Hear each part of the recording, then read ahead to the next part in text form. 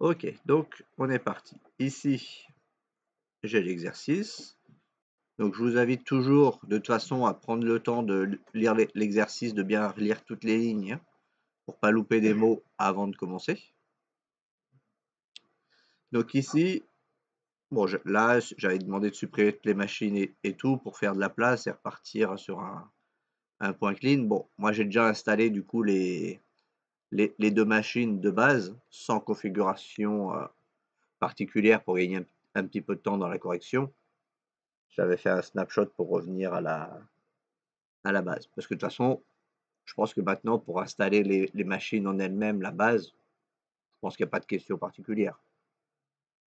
Bon, maintenant, normalement, il y a plus, j'ai pas vu personne qui a réinstallé une machine en tant que en ligne de le serveur en ligne de commande, donc je pense que normalement c'est bon maintenant. Donc ici, ensuite, je disais configuration en NAT. Donc du coup, c'est pour ça que je vous dis, dans l'idéal, c'est de le faire tout de suite. Comme ça, vous êtes tranquille. Vous êtes sûr que les machines, quand elles vont se connecter, seront sur le bon réseau. Donc pour ça, va Edit, Virtual Network Editor. On change les settings. On va sur le NAT et ici, donc on voit que le NAT, j'ai mis 192.168.50.0 et 3 fois 255 parce que j'avais mis, j'avais pas précisé si j'avais précisé le CDR en /24. Donc c'est bon, il n'y a pas eu de souci. Normalement, de ce que j'ai vu, personne a priori ne s'était fait avoir avec l'adresse, le masque. Donc c'est hein? Pardon.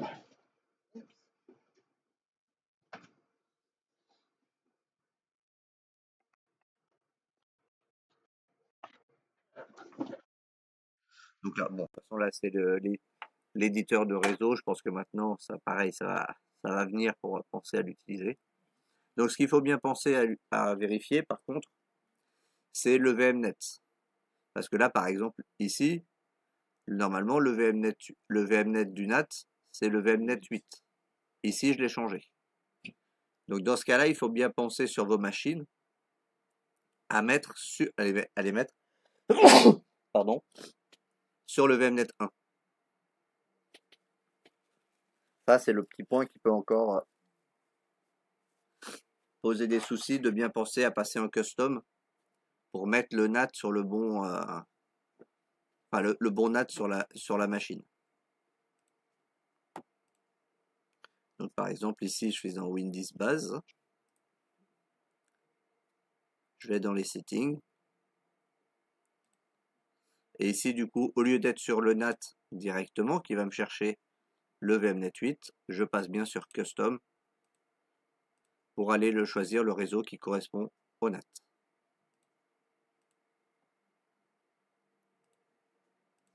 De toute façon, si vous êtes en DHCP de VMware et que vous voyez que vous n'avez pas Internet quand la machine se connecte, ça veut dire qu'à ce moment-là, vous n'avez pas forcément utilisé le bon réseau. Ça, c'est un point. Normalement, si vous êtes sur le DHCP de VMware et que vous êtes en NAT, et que du coup, vous n'avez rien d'autre de plus, les machines sont censées avoir Internet. Donc, si vous voyez que vous êtes en NAT, avec le DHCP de VMware, mais que vous n'avez rien reçu comme vous n'avez pas d'internet, ça veut dire qu'il y a une grande chance que vous ne soyez pas du coup sur le bon VMnet pour les machines. Donc ça, c'est un point important à retenir pour vous dépanner rapidement. Parce que du coup, sinon après, si vous êtes sur des réseaux différents, bah, vos machines, elles n'arriveront pas forcément à communiquer. Oui. Hein? Oui. Mais en fait, c'est parce que, comme je dis, là, quand tu es ici, là, quand tu crées la machine, c'est quand il te demande si tu veux être en bridge, NAT et tout. Le NAT, pour lui, il va chercher le VMnet 8, le VMnet 8 par défaut. Sauf que là, par exemple, on voit que le VMnet du NAT, c'est le VMnet 1. Donc c'est ça qu'il faut penser à faire en custom. Si après, tu es sûr que tu changes jamais et que tu laisses toujours le 8 pour le NAT, tu peux utiliser le NAT ici directement. Mais par contre, pour le host only, il y a des moments où vous allez avoir, je vais vous donner un exercice, vous aurez le réseau NAT et sur les deux autres cartes, parce qu'il y aura trois cartes réseau, vous aurez le host only, vous aurez deux réseaux host only. Donc du coup, dans ces cas-là, de toute façon, comme il y aura deux réseaux host only, vous serez obligé d'aller dans custom. Parce que le host only, par défaut, lui, c'est le VMnet 1 qui va chercher. Donc c'est pour ça, si vous avez des doutes, utilisez directement custom. C'est juste que quand on crée la machine, il ne nous propose pas custom directement. Il faut le faire juste après avoir créé la machine de base dans VMware. C'est juste le truc qui peut des fois vous perturber un peu au début si à un moment vous avez mélangé des réseaux. Après, il peut arriver aussi que vous avez bien tout mis, bien les bons VMnet ou les bons customs et tout, que vous êtes sur le DHCP de VMware et que ça marche pas et vous mettez d'autres adresses. Vous avez vérifié votre machine physique, les cartes réseau sont bien présentes et tout. Bah, des fois, ça lui arrive de péter un plomb parce on lui a changé tellement de trucs que des fois, dans ces cas-là, il n'y a pas le choix, faut resetter par les défauts de l'éditeur de réseau de VMware. Dans ces cas-là. Ça va arriver à un moment ou à un autre, il doit faire un cache et puis à un moment, il se prend les pieds dans le tapis. Donc, de toute façon, là, tout ça, je l'ai expliqué dans le doc gestionnaire de réseau VMware qui est dans virtualisation. Les différentes pannes qu'il peut y avoir, comment les résoudre. Et ça, c'est le dernier point à tester si les autres n'ont pas marché et que vous êtes sûr de votre configuration. Mais voilà, ça c'est le truc. C'est pour ça que je vous dis, si vous avez un doute, vous mettez directement au custom. Même si vous être sur VMnet 8, c'est pas grave. De toute façon, le custom, vous allez être obligé d'y passer à un moment si il y a plusieurs réseaux host only. Ce qui sera le cas à un moment ou à un autre. Le laisser, dans l'idéal, le laisser sur 8. Mais par exemple, toi, si tu n'as pas rétabli à 8 parce que par rapport au début où tu avais changé, faut bien penser à le mettre sur celui que tu avais mis. Ou rechanger pour le mettre sur le 8. Mais voilà. Le NAT, effectivement, si vous êtes sûr de pas avoir changé, vous pouvez tenter de le laisser du coup sur 8. Mais il faut quand même savoir d'où ça peut venir le problème si jamais ça marche pas. Donc voilà. Ici, donc du coup, j'ai installé mon Windows, donc j'ai appelé Win22 Stan parce que je disais que je voulais que dans le VMware, il s'appelle Win22-Stan et non pas à l'intérieur de la machine physique, de la machine virtuelle, pardon. Donc là, ici, on voit que j'ai rien installé. Donc si je vais dans serveur local, là, le seul truc que j'ai mis par contre, c'est l'adresse fixe que j'avais demandé du coup à 50.254. Alors, je ne sais pas si c'est à cause de ça, mais il y a eu 2-3 personnes qui ont eu le souci avec une adresse APIPA alors qu'ils avaient bien mis 50.254. C'est des fois le serveur de DHCP de VMware prend la dernière adresse. Pas toujours, mais des fois il prend la dernière adresse. Donc c'est pour ça que il y a des machines où c'est passé et il y en a d'autres où c'est pas passé. Donc dans ces cas-là, il faut penser à désactiver tout de suite le DHCP de VMware. Parce que de toute façon, vous allez remplacer dans l'exercice par le vôtre. Donc vous allez être obligé de toute façon de le désactiver. Mais du coup, ça peut vous régler cette adresse de multiple. Et après, vous redémarrez votre serveur pour être sûr qu'il soit bien, pour qu'il reprenne bien. Parce que comme du coup votre serveur est en adresse statique, vous pouvez pas utiliser l'ipconfig release parce que le release ne marche que sur des adresses en DHCP. Donc dans l'idéal, c'est de redémarrer le serveur pour pour être sûr d'avoir réglé le souci. Donc ici, du coup, j'ai changé le nom. Donc en Win22 WDS. Parce que là, c'était le nom du serveur. L'autre, c'était le nom dans VMware.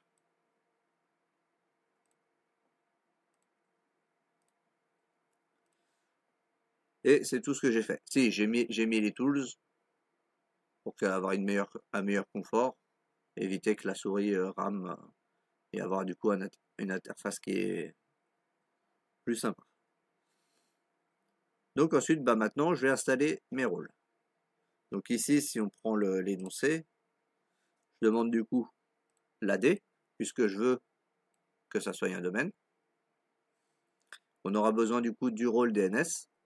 Mais comme j'ai expliqué, si de toute façon on n'a pas d'autres serveurs DNS, il sera installé de base avec le serveur rôle Active Directory. Et j'aurai besoin d'un serveur DHCP. Donc je vais installer ces trois rôles. Si on regarde, on n'a pas besoin de plus pour l'instant. Du coup, c'est ce que je vais faire là, tableau de bord, ajouter rôle, ou vous pouvez aller dans gérer, au choix. Basé sur un rôle ou fonctionnalité, on n'a qu'un serveur, et donc du coup, DHCP et ADDS.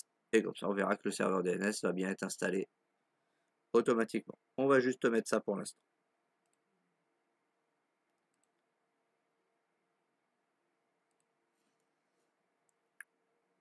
Donc là, vous voyez qu'ici, si vous lisez le truc, il vous parle d'Azure Active Directory, dont on parlait l'autre vite fait l'autre fois.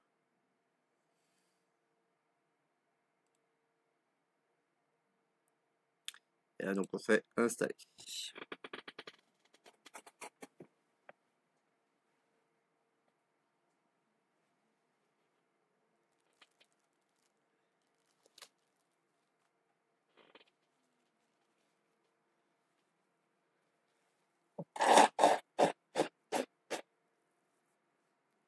Donc là, après, pendant que vous avez installé le Windows Server, normalement, vous pouvez aussi avoir installé en parallèle le Windows 10.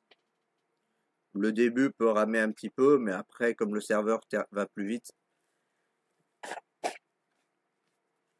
ou vous l'installez en décalé, c'est vous qui voyez. Mais dans l'idéal, normalement, les machines, vous pouvez installer au moins le Windows 10 et le Windows Server à la fois.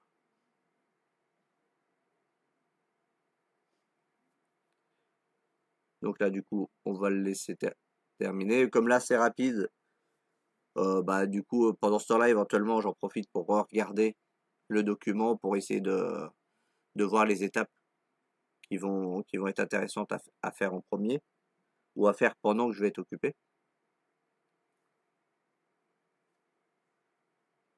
Donc là, bon, je sais qu'elle est pas, c'est pas l'étape la plus longue, donc pour l'instant, je peux pas vraiment refaire trop d'étapes à la fois. Par contre, c'est quand on va être en train de passer dans le domaine, qui est une des étapes les plus longues, on va dire. C'est là on va se dire que, du coup, qu'est-ce que je fais pendant ce temps-là? Et donc là, je vais vous montrer ce qui est potentiellement faisable pendant ce temps-là. Alors, juste qu'il termine celui-ci. Voilà, ça va pas prendre longtemps.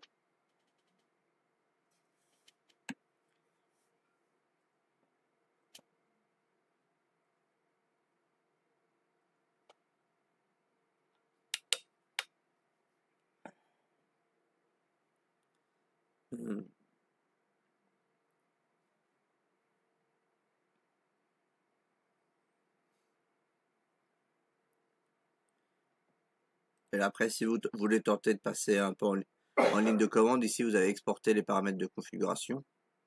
Et ici, il vous met une ligne de commande. Bon, là, vous la voyez sûrement pas à cette distance avec la qualité. Mais du coup, il vous montre quelle ligne de commande utiliser si vous voulez utiliser ce fichier de config en ligne de commande pour refaire la même installation sur un autre serveur.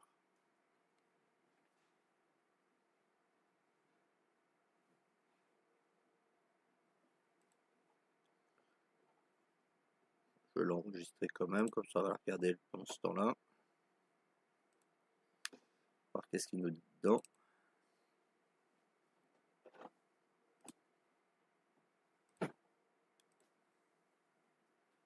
Pourquoi tu essaies de démarrer avec un Explorer, toi?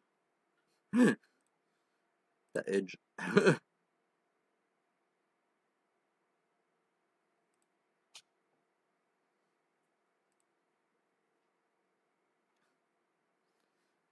Ah oui, il est marrant celui-là. Tiens. Bon, c'est pas grave, le avec WordPad. C'est un fichier XML, ça s'ouvre bien avec WordPad.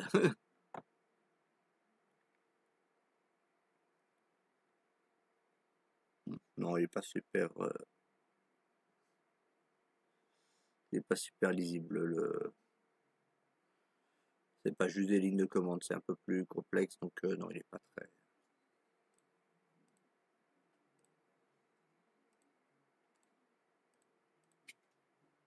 Ouais, il met du temps aujourd'hui là.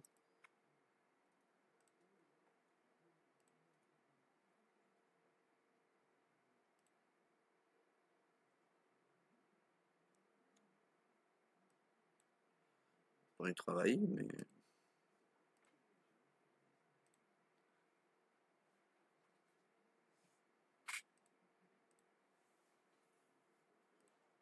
si ça.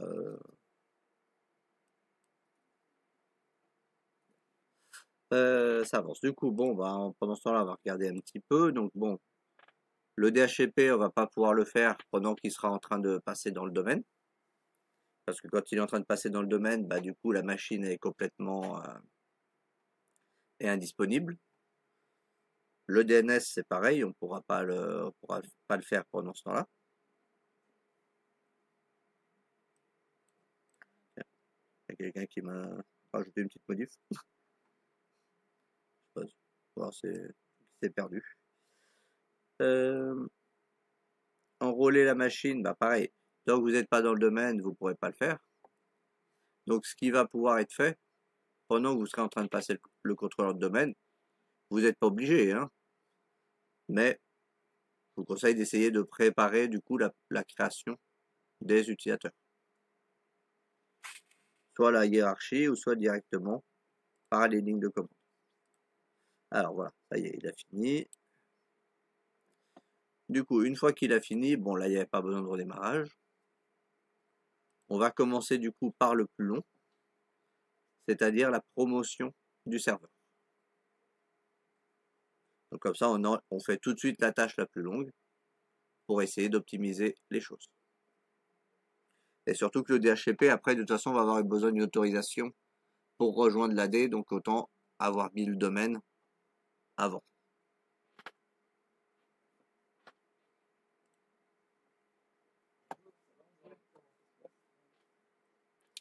Donc ici, étant donné qu'on n'a pas de domaine, vous n'avez pas le choix, vous êtes obligé d'ajouter une forêt. De toute façon, même si vous cliquez sur un autre et que vous essayez de mettre un nom, il va pas vouloir parce qu'il va vous dire que de toute façon, ça existe pas. Donc, vous n'avez pas le choix, c'est une nouvelle forêt dans le cadre de cet exercice. Donc, j'ai dit torsi.rf, donc à adapter en fonction de l'exercice.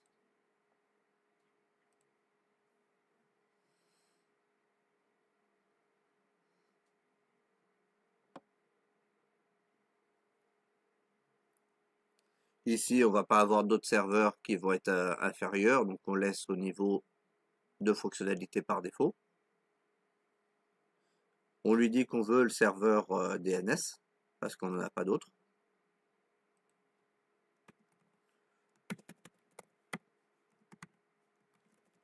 Le mot de passe de récupération au cas où.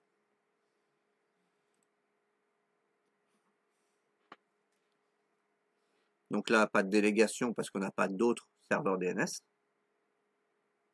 Donc si effectivement on avait un autre serveur DNS qui reconnaissait le serveur et tout, qu'on avait bien rempli, on pourrait faire du coup une délégation pour lui dire le serveur est à cet endroit-là, le serveur DNS.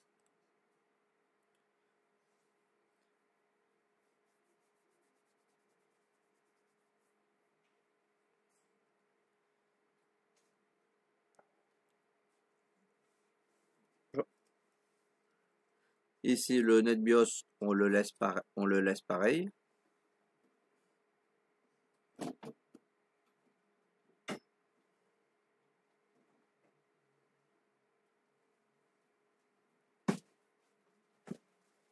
Les emplacements de base de données, on n'y touche pas non plus. Et ici, du coup, vous avez votre résumé. Pareil, si jamais à un moment vous voulez tester, vous avez le script ici de déploiement en ligne de commande que vous pouvez adapter après, avant de le lancer. Donc ici, il va vérifier s'il n'y a pas d'éléments qui posent de soucis.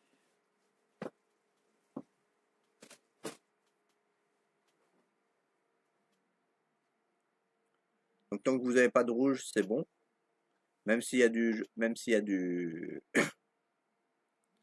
du jaune, c'est pas grave. Le principal, c'est pas de voir de rouge. De toute façon, si vous avez du rouge, le bouton installer ne sera pas opérationnel. Et en général, le rouge, vous pouvez l'avoir si jamais c'est passé et que vous avez utilisé le mode easy de VMware. Parce que du coup, il vous dira en général que dans ce cas-là, que l'administrateur a un mot de passe vide. Et donc, ce qui n'est pas compatible avec la sécurité. Et donc là, on va faire installer.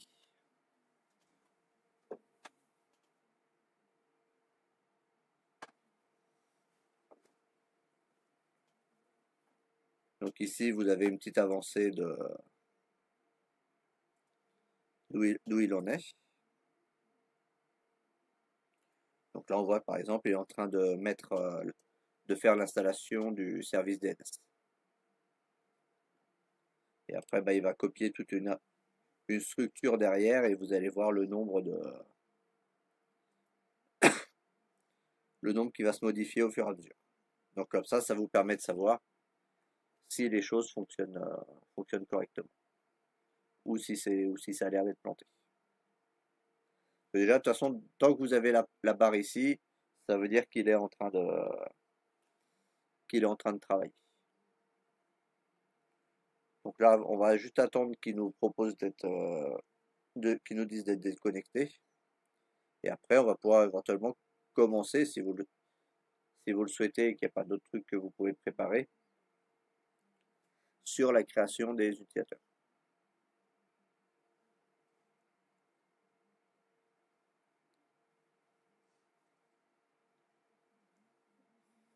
Mais après, si vous n'êtes pas à l'aise avec ce que je vais vous montrer, vous n'êtes pas obligé de le faire. Vous pouvez le faire après.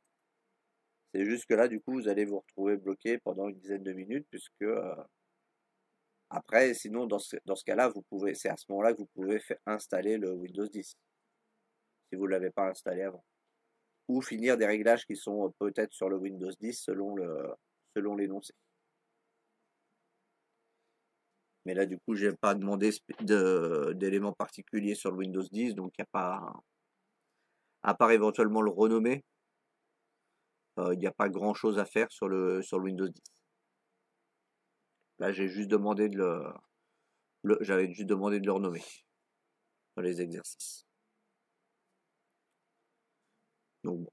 Après, du coup, c'est pour ça, je vous impose pas d'éléments, je vous remontre, mais si vous n'êtes pas à l'aise avec les lignes de commande ou quoi, vous n'êtes pas obligé de le préparer comme je vais le préparer.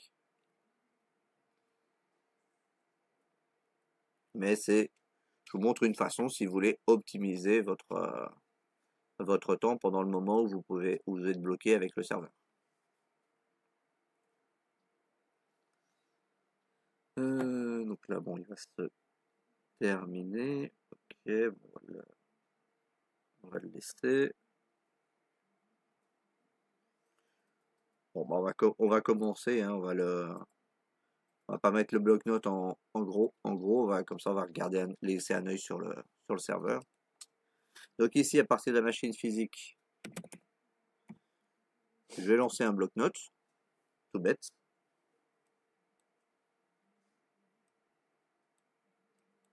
Et donc ici, du coup, je vais préparer mes utilisateurs.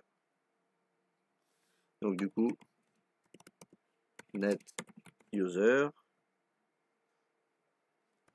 Vous pouvez mettre un S, il la reconnaît aussi si jamais vous mettez un S. Donc là, je vais mettre directeur 1.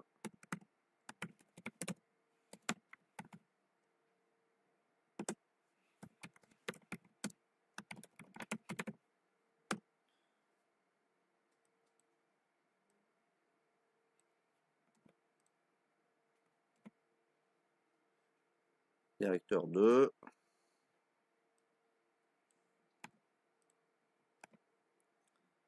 Je crois que c'était 2 directeurs normalement. J'ai bien en tête. 6 employés.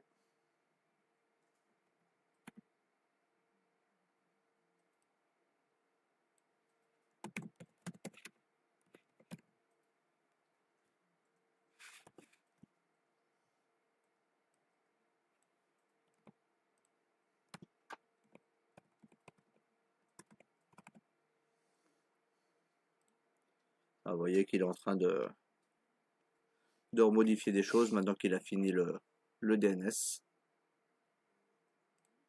Et là, du coup, c'est là qu'il a besoin d'être redémarré, donc c'est là qu'on est bloqué. Du coup, 2, 3, 1,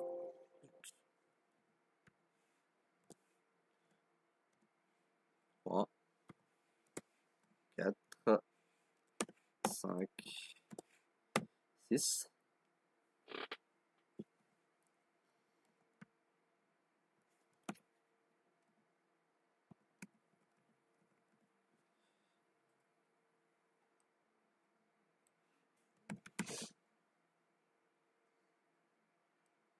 J'aurais dû rechanger sur la première avant de faire les copier-coller.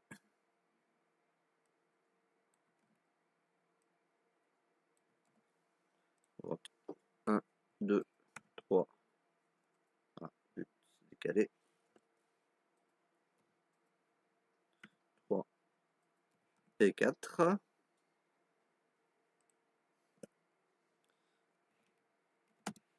Net user, j'ai une secrétaire, je crois, de mémoire. Ouais.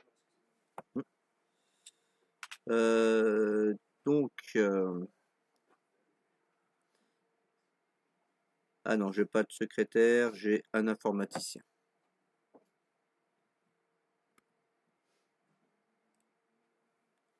Non, c'est pas ça que je veux. Voilà,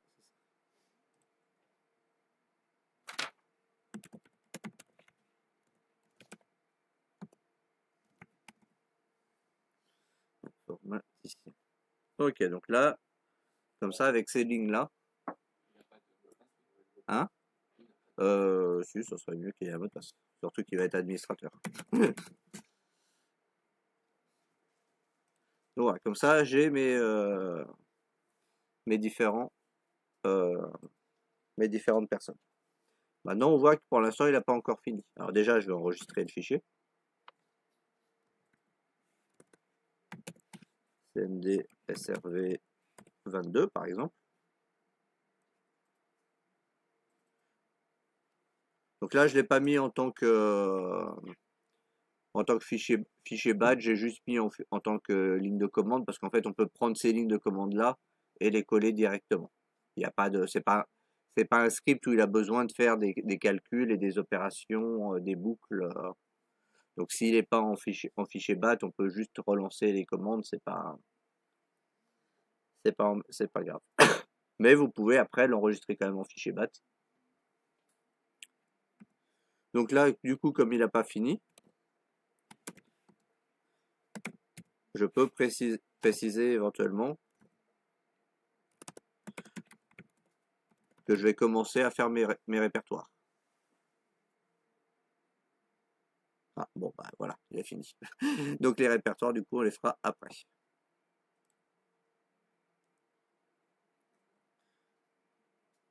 Donc là, du coup, on va vérifier. Normalement,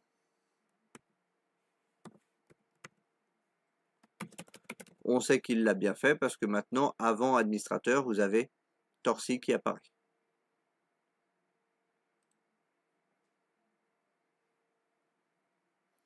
Et ce qui va vous permettre de confirmer, ça va être dans le gestionnaire de serveur. Si vous êtes dans serveur local, vous avez torsi.rf qui est marqué. Donc là, la partie, on va dire, la plus longue est faite. Puisque pendant ce temps-là, vous êtes bloqué, donc c'est pour ça que je dis que c'est le plus long. Et ensuite, du coup, on voit bien qu'on a notre rôle ADDS, notre rôle DHCP et notre rôle DNS. Du coup, moi, ce que je conseille de faire, c'est de tout de suite régler le problème du DHCP. Donc ici, vous faites terminer la configuration DHCP. Ici, vous utilisez le compte administrateur pour le faire. Si jamais vous êtes du coup sur un autre compte, et bah, du coup, vous choisissez le compte administrateur spécifiquement. Si vous êtes sur le compte directement administrateur, bah, il devrait l'avoir trouvé. Et vous faites juste valider. Et là, vous vérifiez que c'est bien terminé et terminé. Donc du coup, je vais m'occuper du DHCP. Et du coup, des fois, il arrive, comme je disais, que ce message n'apparaisse pas. Ou quand on a redémarré pour la mise en domaine, il l'a fait sauter. Ou on a créé le DHCP avant de passer en tant que domaine. Ça peut arriver si on sait un peu mélanger les pinceaux. Donc dans ce cas-là, ce menu-là pour l'autorisation du DHCP dans l'Active Directory n'apparaîtra pas. Donc du coup, je vais vous remontrer la façon de le régler. Donc vous allez dans votre gestionnaire de DHCP, par la façon dont vous voulez. Moi, par l'habitude, je vais ici, je fais un clic droit, gestionnaire DHCP, mais vous pouvez y aller dans Outils, DHCP. Vous arrivez exactement au même point. Donc ça, après, c'est vous qui vous organisez comme vous le souhaitez. Donc ensuite, ici, vous voyez que moi, je suis bien en vert parce que l'autorisation du DHCP a bien été faite. J'ai eu le petit message. Donc ça arrive que des fois, vous n'ayez pas le message et que du coup, vous vous retrouvez avec votre serveur DHCP qui est en rouge.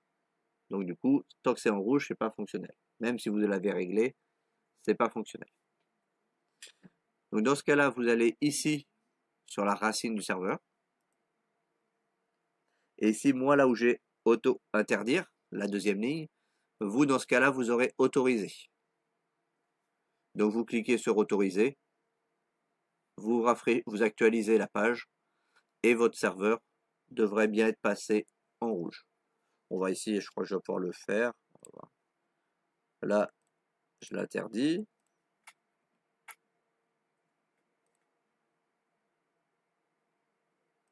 Et où m'en actualiser.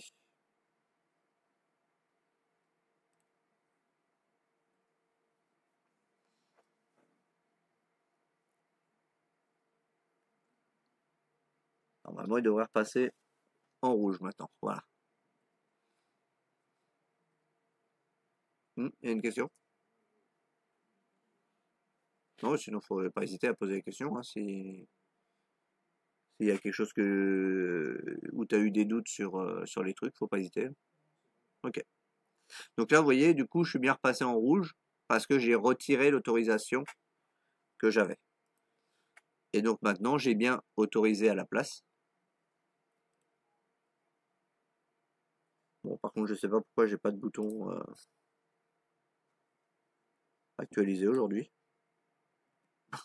Bon, c'est pas grave. Dans ce cas-là, vous faites clic droit, toutes les tâches redémarrer. Mais si vous avez un bouton actualisé, vous utilisez le bouton actualiser. Mais là, d'habitude, il me semble bien que d'habitude, il y en a un, mais... Ou alors, fallait que je sois dans le serveur IPv4, peut-être. Oui, c'est ça. Fallait que je sois dans le serveur IPv4 pour avoir le bouton actualisé. Mais bon, si vous avez un doute, vous redémarrez le service. En général, ça fait pas de mal. Voilà. Ça, c'est le petit piège qu'il faut faire attention, du coup, avec le DHCP quand vous êtes sur le domaine. Être sûr qu'il soit bien autorisé. Donc, du coup, bah, maintenant, pendant qu'on est là, on va créer notre zone. Donc, nouvelle étendue. Je crois pas que j'avais demandé de nom à l'étendue dans cet exercice.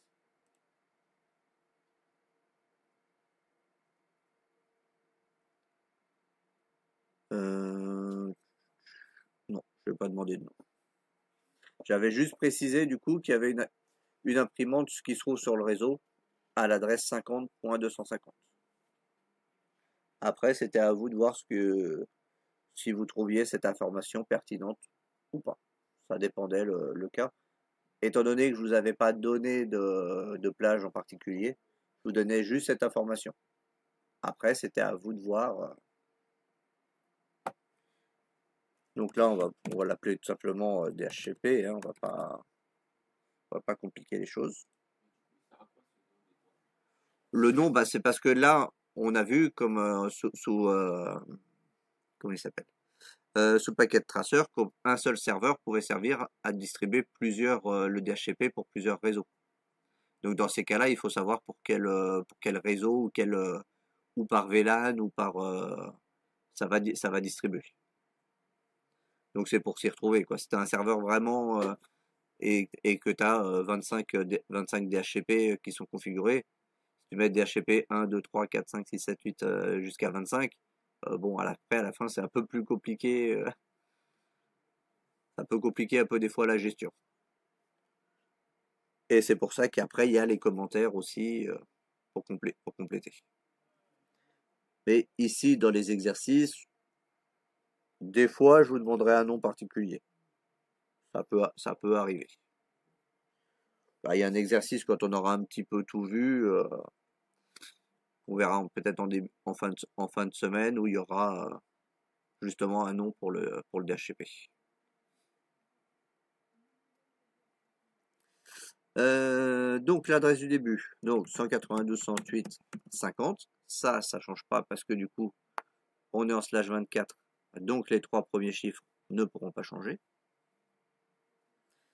Et ici donc du coup pour l'adresse de début, il y a plusieurs possibilités. Soit vous le mettez plutôt vers le début, soit vous le mettez au milieu, soit vous le mettez carrément vers la fin. Donc c'est plutôt si vous le mettez vers la fin qu'il faut faire attention à l'imprimante.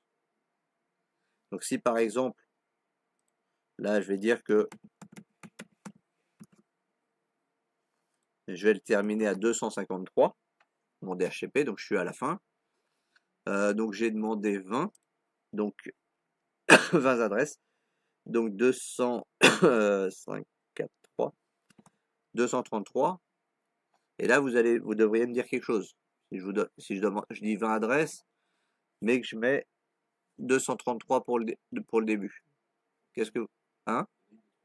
C'est ça. Il y en a une de trop, mais étant donné qu'on a notre imprimante qui va être à 250, qui va être bloquée, elle va nous prendre une adresse. Donc du coup, ça ferait que 19 dans ce cas-là. Mais par contre, effectivement, si je mets 10 et 30, là, pour le coup, j'ai une adresse de trop. Parce que je ne vais pas avoir d'adresse qui va être retirée à l'intérieur de ma plage. Donc là, bon, je vais mettre le cas le plus critique. Que je décide de prendre une plage dans laquelle il y a l'imprimante. Après, si vous n'avez pas pris une plage où il y a l'imprimante, c'est pas grave. Je vous laissais le choix. Mais le tout, je vous donnais l'information que de faire attention, si jamais ça englobait le 250, de faire attention de bien retirer l'imprimante. Et donc du coup de faire attention au nombre d'adresses réelles. Mais là du coup je vais faire le cas le plus critique, le cas où l'imprimante est compris dedans, pour tout remontrer. Ici longueur du masque, bon, par défaut il nous met 24. Si c'est autre chose, il faut bien penser à changer, parce que là pour le coup, si vous êtes trompé soit sur le réseau ou soit sur le masque, vous êtes obligé de refaire la plage. Si vous êtes juste trompé sur les chiffres de fin, de début et de fin, là vous pouvez le rechanger sans souci. Hein, t'es d'accord avec ça, Michael? Hein?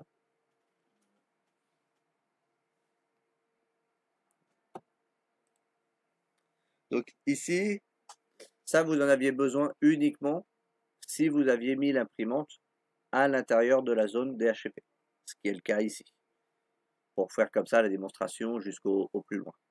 Donc 192, 168, 50.250. Il n'y a pas besoin de mettre l'adresse de fin puisqu'il n'y en a qu'une seule. Donc je vais faire dans ce cas-là, ajouter. Là, comme ça, au moins, on est sûr que le DHCP, quand il va arriver à l'adresse 250, il ne va pas tenter de la donner alors que l'adresse est déjà active. Et donc, dans ce cas-là, vous vous retrouveriez avec une adresse qui est, si vous n'avez pas mis exclusion, vous allez vous retrouver avec une adresse qui va être en API-PAR, côté DHCP. Donc, ça pose problème. Mais après, si vous avez pris une plage qui n'avait pas l'imprimante dedans, bah, au moins vous êtes tranquille, vous n'avez pas besoin de faire d'exclusion. Donc ici, le bail, bon, là, on va le laisser à 8 jours, hein, de toute façon. La machine, elle dure pas forcément 8 jours, de toute manière, donc c'est pas gênant, c'est de la machine de test. Mais après, c'est adapté dans la réalité, en fonction du nombre de personnes qui se connectent dessus, s'il y a besoin de libérer rapidement de la place ou pas.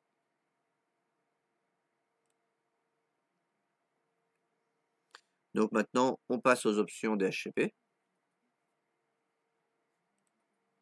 Donc, la passerelle par défaut. Donc là, je vous l'avais donné, la passerelle. Si vous n'aviez pas changé vos configurations, normalement, vous n'avez pas dû à le changer. Donc 168.50.2. C'est d'accord pour tout le monde? Ibrahim, c'est OK pour toi aussi? Ibrahim? Oh, c'est bon pour toi aussi? Pour la passerelle? Oui, la passerelle, ouais, c'est bon. OK. On va faire la claviature. Donc ici, le DHCP, si vous avez bien rempli votre adresse en statique, vous avez le 50.254, qui est votre serveur lui-même, parce que c'est lui qui possède le serveur DHCP. Si vous aviez un autre serveur qui servait de serveur DHCP sur le réseau, vous auriez mis celui-là à la place. Ici, éventuellement, vous pouvez rajouter en complément le 4x1 ou 4x8, enfin serveur DNS extérieur.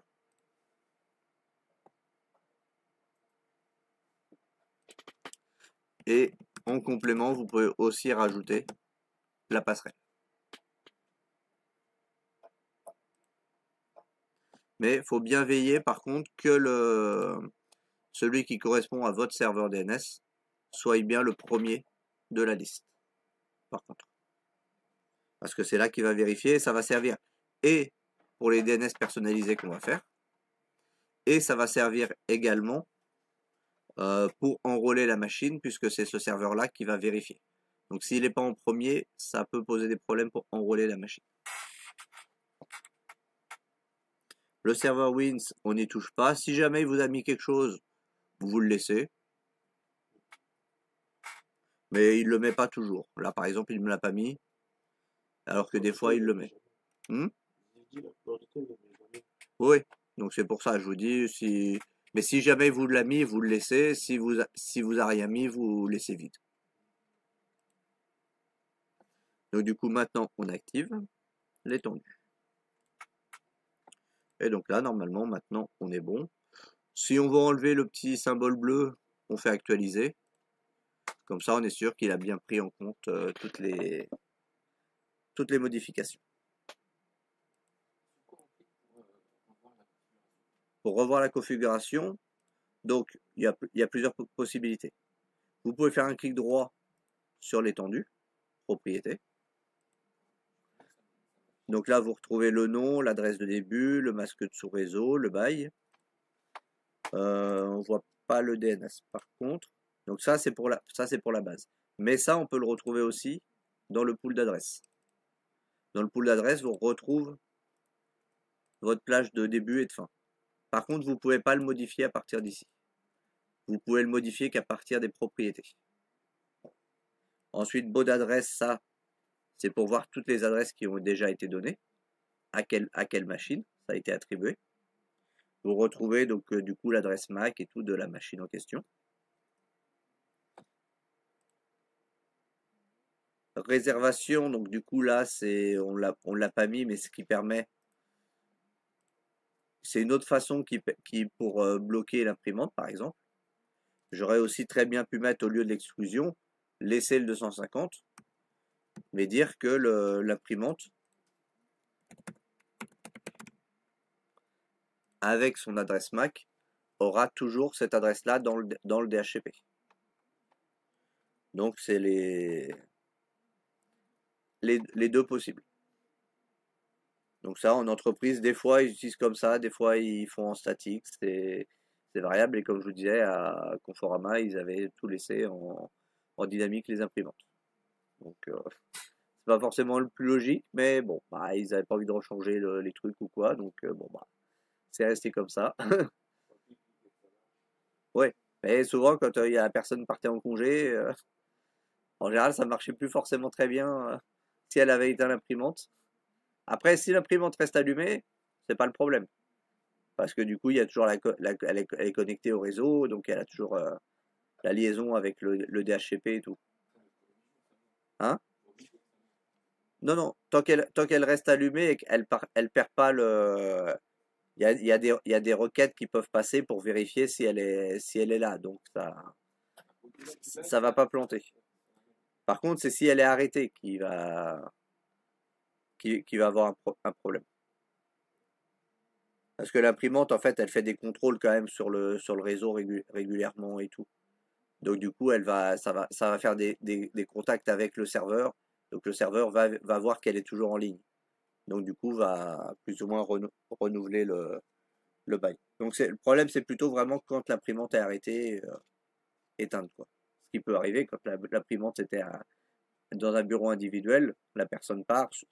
En général, souvent elle y pense et elle éteint l'imprimante du coup. Et donc c'est quand elle revient qu'il y a le problème. Et donc du coup, bah ça c'est l'autre possibilité pour bloquer une adresse pour réserver. Donc dans ce cas-là, on n'est pas obligé de faire l'exclusion. Parce que si du coup c'est exclu, bah il va pas arriver à lui assigner l'adresse. Donc ça c'est l'autre façon, il faut juste récupérer l'adresse MAC de la machine ou de l'imprimante, enfin de n'importe lequel, hein. Ça peut être une imprimante, ça peut être un PC en particulier. Potentiellement, si vraiment, mais là c'est vraiment tirer couper les cheveux un peu en quatre, vous pourriez avoir vos serveurs en DHCP avec une réservation, quoi. Hormis la machine qui va servir de serveur DHCP. Il faut quand même qu'elle ait une vraie adresse fixe pour faciliter les choses. Mais dans la théorie, elle pourrait fonctionner comme ça. Mais bon, c'est pas l'idée. C'est pas ce qui est conseillé. Mais ça, vous pourriez si vous le souhaitez. Et ici, on dit que on est sur le DHCP ou les deux, peu importe. Options détendues, c'est là que vous pouvez revoir les options que vous avez ajoutées. Donc si par exemple vous n'avez pas mis le DNS dans le bon ordre, c'est à partir d'ici que vous allez le régler. Et ici, du coup, le routeur, si du coup vous avez fait une erreur de passerelle, ou que vous avez modifié votre configuration de réseau pour mettre une autre passerelle après, dans ce cas-là, vous venez le changer ici. Les stratégies, c'est d'autres choses, c'est plus avancé. Du coup, c'est bon, ça répond à ta question du coup. Ok. Mais par contre, effectivement, le changement des adresses, vous pouvez le faire que dans les propriétés. Vous n'avez pas le choix. Voilà, donc du coup, là, ici, on a notre DHCP. Maintenant, avant de le tester, on va régler notre DNS. Comme ça sera fait. Vous allez voir qu'il n'y en a pas pour longtemps. Donc, on va faire un clic droit sur la ligne du serveur. gestionnaire DNS.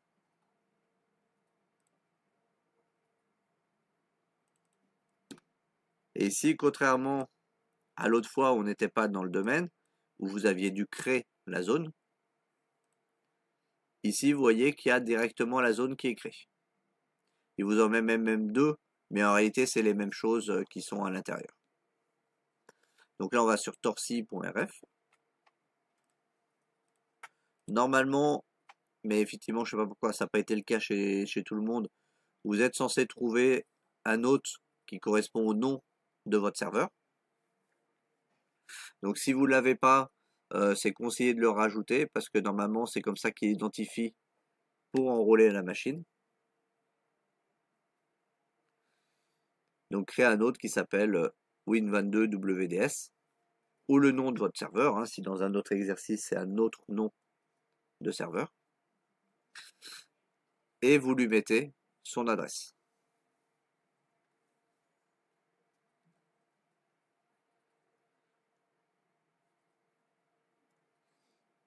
Donc normalement, s'il n'a pas fait de bug, il est censé être tout de suite disponible. Mais dans le cas où ça ne l'est pas, je vous conseille de le rajouter parce que ça peut poser, ça peut poser des problèmes au niveau d'enrôler la machine.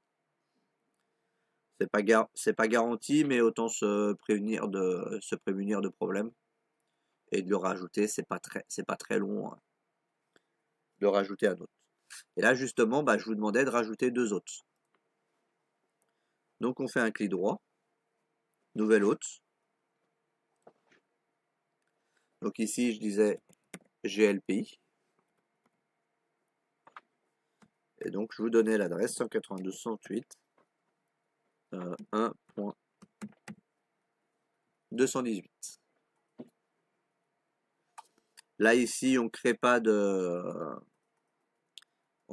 pointeur et il n'y a que les administrateurs qui seront autorisés à faire des modifications. Donc on fait ajouter un autre. Si vous avez cliqué configurer un pointeur d'enregistrement, ça va marcher quand même, c'est juste qu'il va vous mettre un message d'erreur qu'il n'a pas réussi à créer le pointeur parce qu'on n'a pas vu la zone de recherche inversée.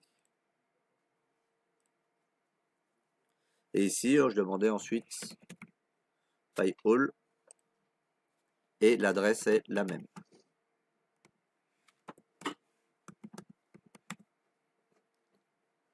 C'est pas grave si l'adresse est la même parce que du coup, là j'ai configuré le serveur qui gère les différents sites web. Oui. Attends, je vais revenir dessus. Okay. Donc, le serveur d'HCP, vous retourne dessus. Gestionnaire d'HCP. Et quand tu es sur le nom du serveur lui-même, tu fais un clic droit et tu dois avoir autorisé. C'est tout. Et après tu redémarres ou tu rafraîchis la page. Oui. Hier, moi, vendredi, j'ai fait autoriser, pas mis le message, moi, aujourd'hui, ça me met un message. Comme quoi il y a pour faire la fin de la configuration, c'est ça? Non, juste pour autoriser. Ouais. Le serveur, il est où? Après, tu étais bien déjà dans le domaine quand tu avais essayé de faire le truc. Bon. Ouais, Ouais, bon je sais pas, des fois. Ou alors t'es sûr que tu l'as fait sur le nom du serveur et pas sur le truc IPv4. Ouais. Non, parce que le vendredi, parce que si tu le fais sur IP24, ça te le met pas, donc c'est pour ça que je dis ça. Mais bon, je sais pas, des fois il y a des petits trucs comme ça. Donc je sais pas pourquoi toi il était pas apparu. Donc voilà, ici pour revenir au niveau du DHCP, du coup j'ai bien mis mes deux autres, j'ai bien mis mon donc GLPI et PyHall. Et donc comme ça, là, hormis les utilisateurs, on a configuré pour l'instant la majorité des différents rôles du serveur. Donc là, je vais tester, avant de créer mes utilisateurs et tout, je vais tester mon DNS et mon DHCP. Comme ça sera fait. Donc première chose à faire, je retourne dans l'éditeur et je vérifie si mon DHCP est bien décoché dans VMware. Donc là, on voit qu'il est décoché. Si jamais il est coché, du coup, pensez à le décocher tout de suite. Parce que vous avez 90% de chance que ça soit le serveur de VMware qui réponde en premier. Et donc, du coup, vous ne pourrez pas tester votre configuration.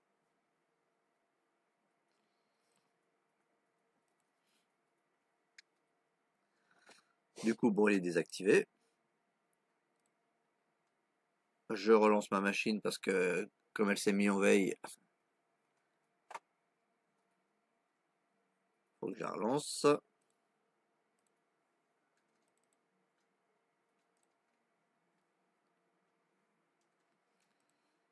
Et donc là, je vais faire un ipconfig/all parce que du coup, le /all va me permettre de voir le serveur DNS.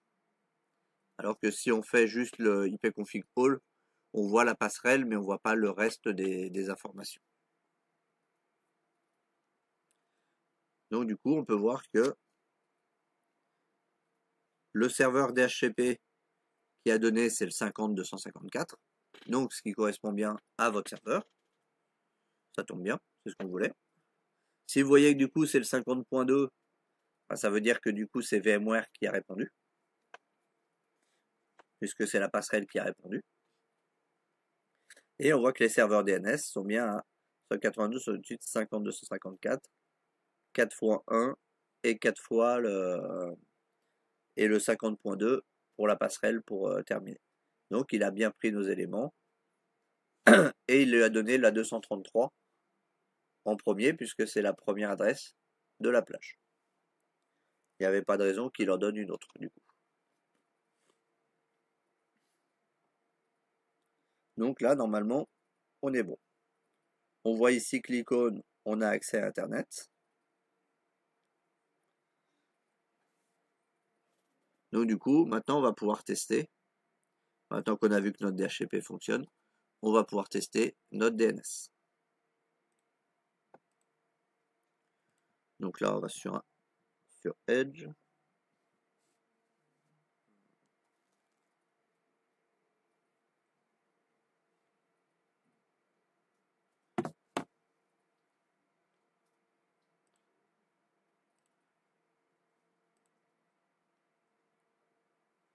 Ah bon, on attend les pages de démarrage. Bon, voilà.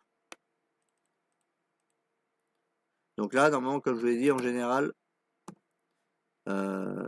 si on fait juste ça, il a tendance à pas trouver. Bon, déjà avec les points, ça marchera mieux.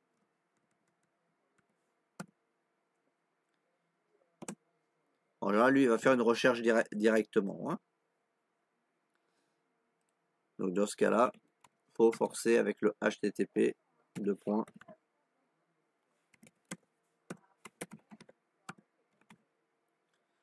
http://glpi.torsi.rf.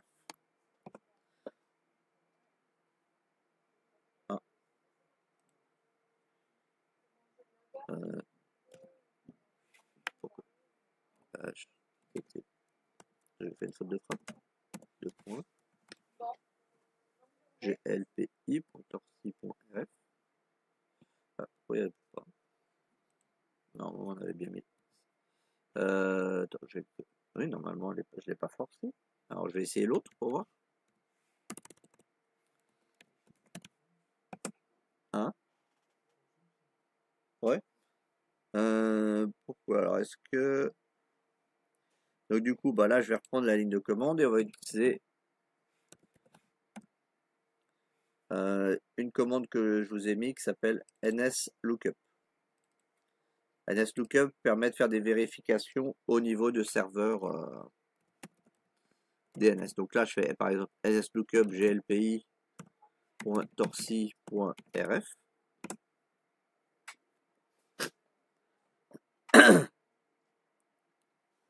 Et il a quand même bien réussi à trouver le 50.254. Donc là, par exemple, je peux essayer torsi.rf. Ah, là, on voit qu'il ping pas. Donc, ça veut dire qu'il a un souci pour repérer le nom de domaine. Hein. Ce qui n'est pas logique puisque le DHCP est bien fonctionnel. Hein. Je vais essayer autre chose. Les 2 points.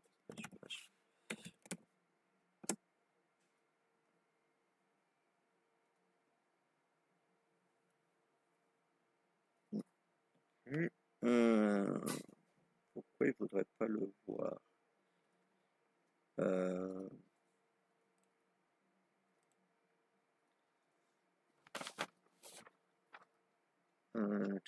Donc là, des fois, ce que je vais faire, c'est que je vais redémarrer le serveur DNS. Peut-être que des fois, il avait peut-être besoin de se remettre à jour.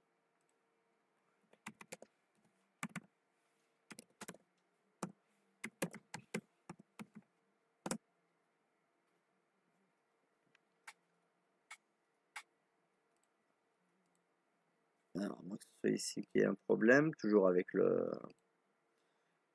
la découverte du réseau, des fois. Donc, normalement, non. Si je fais un ping, 50.254, il arrive bien à trouver le serveur. Et donc, normalement, si je fais un ping, donc il arrive bien à le trouver, donc le DNS pourtant est bien opérationnel. Pourquoi il n'en veut pas dans ma démonstration? Je vais vérifier ici, mais normalement je suis pas censé être en statique. Je revérifie quand même. Non, donc il n'est pas en statique.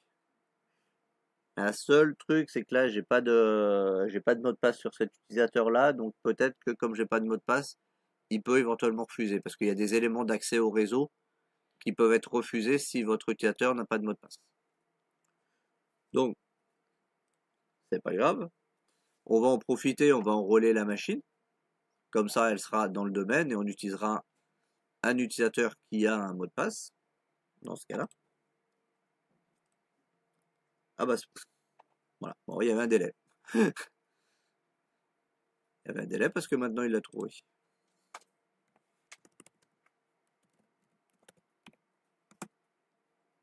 Voilà. Donc là, maintenant, ça marche. Donc, je sais pas, il y a eu un délai pour qu'il reconnaisse le serveur DNS. Pourquoi? Hein? Ouais. Mais là, tu viens juste de refaire les modifs ou pas? Ouais. Essaye de redémarrer le serveur DNS, quand même. Parce que là, tu as vu, ça marchait pas et j'ai rien changé et ça a remarché un peu après l'avoir redémarré. Donc, du coup, maintenant, on est sûr que notre serveur DNS fonctionne, notre serveur DHCP fonctionne. Et donc, normalement, si le serveur DHCP DNS fonctionne, pour enrôler la machine, on ne devrait pas avoir de soucis. Puisque le point principal, c'est d'avoir le bon DNS. Donc, du coup, on va essayer d'enrôler la machine. Donc là, je vais faire non, changer le nom du groupe de travail et modifier. Donc là, on voit que sur cette machine-là, j'avais pas encore changé le nom. Donc du coup, je vais changer le nom en premier. Hein? Bon, j'essaie de jeter un œil après, tu aurais ça tout à l'heure après la pause, on sait jamais. Mais sinon, j'essaierai de venir voir après la fin de la correction. Donc là, je redémarre pour bien changer le nom.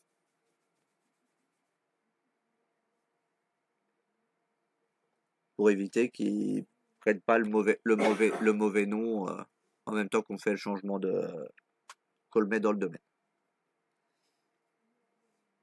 Donc du coup, je le redémarre. C'est un poste client, donc normalement c'est rapide à redémarrer, même une machine physique, elle démarre assez rapidement les postes clients logiquement. Bon, sauf si vous avez un parc qui a 15 ans, d'âge, elles peuvent redémarrer un peu plus longtemps.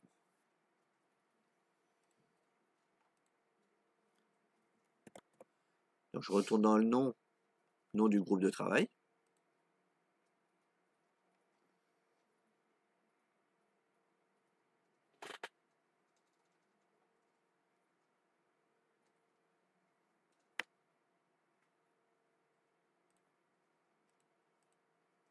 J'ai dit nom, groupe de travail, voilà. Je retourne se modifier. Et ici, je vais dans domaine.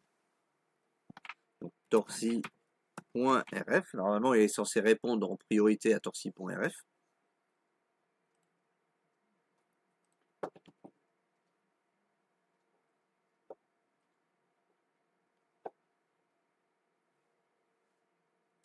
Mais pourquoi il essaie d'aller chercher le 50.2 pourquoi il met DNS dans le sens inverse?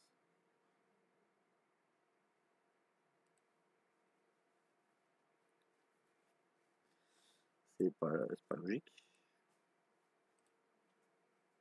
Forcément, il est ici torsi.rf.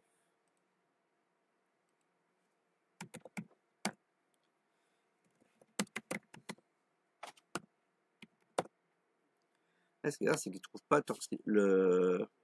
Normalement, s'il trouve bien le domaine, il devrait répondre à torsi.rf. Mais là, il le trouve pas.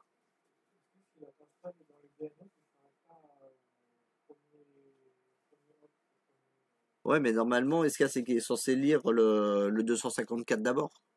Il n'est pas censé lire le point 2. Bon, on va essayer, hein, on va retirer la passerelle des DHCP des fois qu'il fasse un conflit. Donc là, je retourne dans mon DHCP. On va voir, hein, des fois qu'il fasse un conflit avec la passerelle. Option détendue. On va faire dans l'ordre, on va juste supprimer pour l'instant la passerelle. On va le redémarrer pour être sûr qu'il prenne bien tout en compte.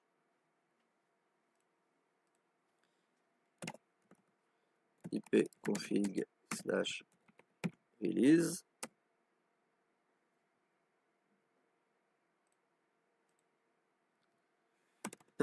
Pardon.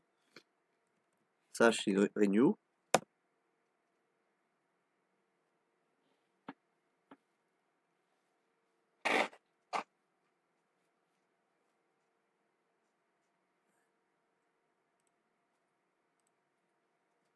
Ouais, apparemment, ça serait la passerelle qui fait. Bah, du coup, oublier de faire la passerelle en premier, mais c'est pas logique. Je vois pas pourquoi il fait un conflit avec la lecture de la passerelle. Parce que normalement, il est censé être dans l'ordre en partant du 50-254. Bon. Après, ça peut être aussi une bizarrerie de VMware. Hein. Dans la réalité, peut-être que ça n'implique pas, mais lui peut se faire une priorité, il voit sa passerelle, il se remonte automatiquement en priorité.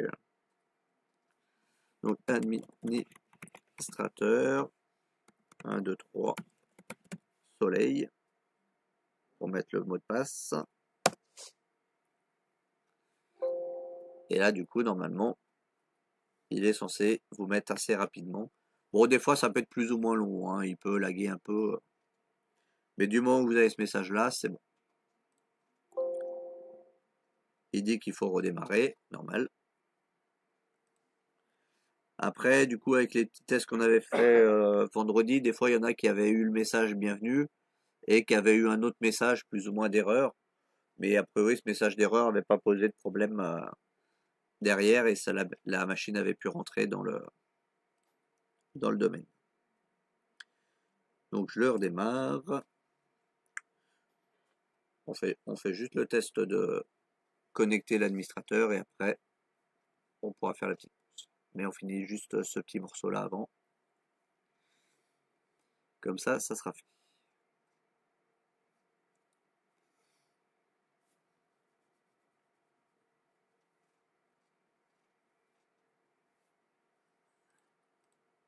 Donc si vous êtes bon, normalement, vous avez autre utilisateur. Donc là, on va mettre... Ah bah du coup, je vais pouvoir vous montrer le problème. Parce que du coup, si vous avez essayé de vous connecter avec l'administrateur, il a dû sûrement vous dire qu'il y avait un problème de mot de passe. Là, une première fois. Parce que si je mets administrateur, ici, vous voyez qu'il se connecte au domaine, qu'il essaie de se connecter au domaine de Torcy. Si je termine administrateur, il essaie de se connecter au réseau de Windows Test, c'est-à-dire au local. Parce que effectivement, lui, il trouve que localement, l'administrateur existe aussi. Il y a un petit conflit entre les deux. Donc, si vous voulez vous connecter avec l'administrateur, à partir de l'administrateur qui est du domaine, vous tapez Torcy anti-slash, enfin, vous tapez votre nom de domaine sans l'extension, slash administrateur. Vous pouvez le mettre en minuscule, en majuscule, ça pose pas de problème. Donc ça, retenez-le bien. Et autre chose, si par exemple vous aviez du coup passé un ordinateur dans le domaine et que cet ordinateur avait déjà servi, donc il y a déjà des documents de la personne sur sa session locale, et que vous voulez du coup les récupérer, parce que vous aviez oublié de les récupérer avant de vous connecter sur le domaine. Donc là, vous voyez que, bon, ici il existe encore parce qu'on n'a pas encore connecté, mais admettons que admin n'existe plus dans la liste. Du coup, si on veut se connecter à un ordinateur local, la petite astuce, c'est de se faire point anti-slash. Et là, vous voyez qu'il essaie de se connecter à Windows Test. Donc là, du coup, vous mettez le nom de l'utilisateur auquel vous voulez vous connecter, son mot de passe. Bon, en l'occurrence, celui-là, on n'a pas. Et vous faites entrer. Et donc là, du coup, vous vous connectez bien en tant que l'utilisateur local. Par contre, la machine sera quand même gérée par le domaine. Si j'essaye d'installer un programme ou quoi, il va me demander le mot de passe du domaine, de l'administrateur du domaine. Même si lui, à la base, il est administrateur, il y a quand même l'administrateur du domaine qui va prendre le pas. Et voilà, c'est ça la petite astuce, c'est de faire point anti-slash pour vous connecter à une adresse, à un compte local sur une machine qui est dans le domaine. Donc voilà. Bon, du coup, on a vu qu'on était bien connecté et tout. Je vais me redéconnecter de celui-là pour l'instant. Et puis, du coup, on va faire la pause.